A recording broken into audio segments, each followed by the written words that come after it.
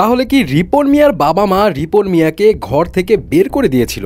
এখন প্রশ্ন হলো কাহিনীটা কি আসলে? কিছু মিডিয়া রিপোর্টস থেকে জানা যায় যেখানে আগে রিপন মিয়ার বাবা মা দাবি করেন যে রিপন মিয়া তার বাবা মার ভর পোষণ দিত না, কিন্তু আজকে জানা গেল কিছু শকিং ফ্যাক্টস, যেখানে রিপন মিয়ার চাচাতো বোন দাবি করে রিপন মিয়া তার বাবা মার ভর পোষণ দিতে চাইলেও তারা নিতে চান না। এমনকি রিপন মিয়াকে তার বাবা মা ঘর থেকে অনেক আগে বের করে দেন। ইভেন শুধু রিপন মিয়াকে না, তার 3 ভাইকেও ঘর থেকে বের করে দেওয়া হয়েছিল। এরপর রিপন মিয়া রাজমিস্ত্রির কাজ শুরু করে আয় রোজগার করেন, তারপর কন্টেন্ট বানিয়ে ভাইরাল রিপন মিয়া নামে পরিচিতি পান। এছাড়া এলাকাবাসীর কিছু সাক্ষাৎকারে জানা যায় রিপন মিয়া খুবই সৎ এবং ভালো একজন মানুষ। তাহলে প্রশ্ন, রিপন মিয়া তার স্ত্রী সন্তানকে অস্বীকার করছেন কেন? তার এই মিথ্যা বলার কারণ কি ছিল? এই প্রশ্নের উত্তরে কন্টেন্ট ক্রিয়েটর নাহিদ রনি বলেন, সজীব, যে কিনা রিপন মিয়ার ম্যানেজার হিসেবে একসাথে কাজ করে। ম্যানেজার হিসেবে থাকলেও রিপন মিয়াকে পুরোপুরি নিয়ন্ত্রণ করেন এই সজীব। রিপন মিয়া বিবাহিত, এটা জানলে নাকি তার মূল্য কমে যাবে, তাই স্ত্রী সন্তানদের কথা গোপন রাখতে বলেন তিনি। এখন এত ঝামেলা অ্যান্ড কন্ট্রোভার্সির মাঝে বলা মুশকিল